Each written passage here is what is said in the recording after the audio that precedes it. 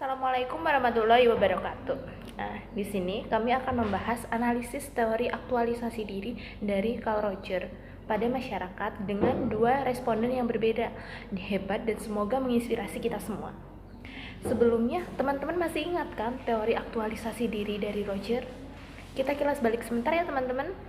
Dalam teori Roger, ia mengemukakan bahwa tingkah laku individu dapat dipahami melalui persepsi subjektif dan kesadaran terhadap realitas, yaitu realitas objektif yang secara sadar diterima dan bisa diinterpretasikan oleh individu pada waktu tertentu.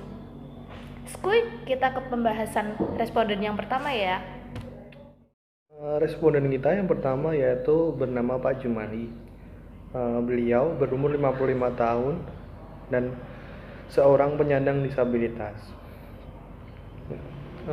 Sebelumnya, disabilitas itu bisa diartikan sebagai keterbatasan fisik, intelektual, mental, dan sensorik dalam jangka waktu yang lama yang dalam berinteraksi dengan lingkungannya dapat mengalami hambatan dan kesulitan untuk berpartisipasi secara penuh dan efektif. Dari data informasi yang kami dapatkan dalam wawancara kemarin dengan responden, kami menganalisisnya dan mengaitkan dengan teori dari Charles Roger, ya, di mana proses lika-liku perjalanan hidup yang dihadapi beliau tidaklah mudah.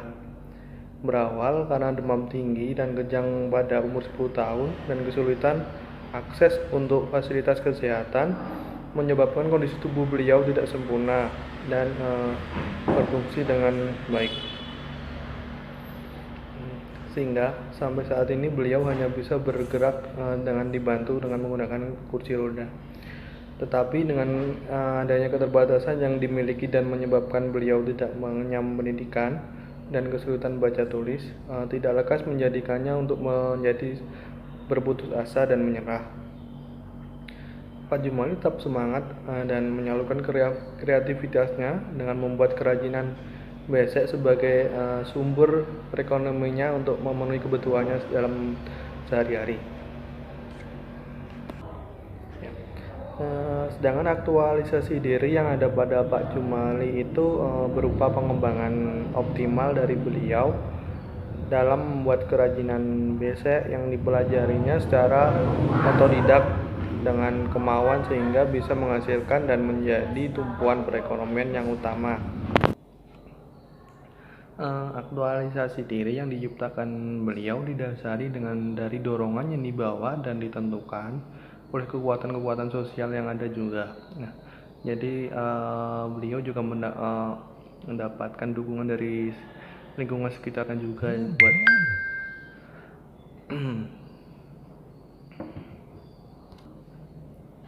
sedangkan dalam hal kebutuhan pemeliharaan, Pak Jumali melakukannya dengan bersyukur dan menerima apa yang sudah Tuhan gariskan. Sedangkan untuk struktur kepribadian Bapak Jumali, menurut teori Roger ada 3 konstruksi yang menjadi dasar pentingnya kepribadian, yakni organisme, di mana Pak Jumali sebagai holisme karena perubahan dalam satu bagian sisi hidupnya akan berpengaruh pada seluruh kehidupannya. Perubahan yang tentunya memiliki makna dapat mempertahankan dan mengembangkan potensi beliau. Lalu pada medan fenomena, menurut Roger, semua orang tinggal di dunia subjektif yang hanya bisa dimengerti oleh diri sendiri adalah sebuah realitas. Pada Pak Jumali ini ada pada pengalaman beliau baik secara internal maupun eksternal, pengalaman dalam menjalani kehidupan yang menjadikannya motivasi bagi banyak orang. Untuk sedangkan self atau diri yang merupakan konsep penting dari teori ini yang intinya terbentuk dari pengalaman, Bapak Jumali memiliki konsep diri bahwa beliau adalah orang yang baik, terus mampu menerima dirinya sendiri beserta keadaannya, menerima penolakan dari saudaranya atau keluarganya, yang menjadikannya sosok yang, dan hal itu menyebabkan Bapak Jumali itu menjadi seorang yang tegar dalam menghadapinya dan kuat, dan mampu membuat menginspirasi banyak orang. Next kita ke responden yang kedua ya. Responden yang kedua ini bernama Junaidi dan biasa disapa Jenny. Berusia 35 tahun dan mendedikasikan diri sebagai seorang waria. Yang biasa disebut waria di sini berdasarkan kondisi fisik, ia adalah laki-laki, tetapi mereka mengekspresikan identitas gendernya sebagai seorang perempuan. Nah, Junaidi atau biasa disapa Jenny ini memiliki kecenderungan aktualisasi diri dalam memenuhi potensi dan inovasi yang dimiliki dengan menjadi tukang rias dan pengamen jalanan dengan tampilan seorang perempuan untuk memenuhi kebutuhan finansialnya. Nah, memilih menjadi seorang waria mengundang masalah dan menjadikan perdebatan dalam keluarganya karena alasan terjebak dalam rangka yang salah. Beliau nekat memilih menjadi waria meskipun beliau udah tahu nih kalau hal tersebut itu menyimpang dari kodratnya. Nah, sedangkan dalam lingkungan sosial tentu ada yang pro dan ada yang kontra. Jenny memilih untuk bersikap cuek dan tidak memperdulikan apa yang orang bicarakan asalkan itu tidak merugikan orang lain, tentu tidak jadi masalah untuk dirinya. Selanjutnya pada struktur kepribadian Jenny, menurut Roger, Jenny mempresentasikan dirinya sebagai seorang yang terjebak dalam raga yang salah dan menjalani kehidupannya dengan sebagai gender perempuan. Nah, pada medan fenomena, ia mempresentasikan secara subjektif pengalaman apa saja yang dapat diinterpretasikan oleh dirinya sendiri, seperti pengalaman ketika ditangkap oleh Satpol PP, dilecehkan, dan dianggap sedang menjajakan diri oleh lelaki hidung belang dan orang-orang yang iseng. Sedangkan pada pembentukan diri yang merupakan hal utama dari teori Roger ini, Jenny melihat diri sendiri sebagai seorang perempuan dan dia mempersepsikan bukan sebagai sampah masyarakat ataupun orang yang meresahkan dan harus dijauhi. Tapi ia juga manusia yang punya hak untuk dihargai dan mengekspresikan siapa dirinya serta menjalani kehidupan sesuai pilihannya. Baik, kita lanjut ke penjelasannya selanjutnya ya teman-teman. Jadi, tentunya dalam hal ini terdapat persamaan dan perbedaan dari kedua responden dalam analisis teori aktualisasi diri dari Carl Roger. Yang pertama tentunya ada persamaan dari kedua responden.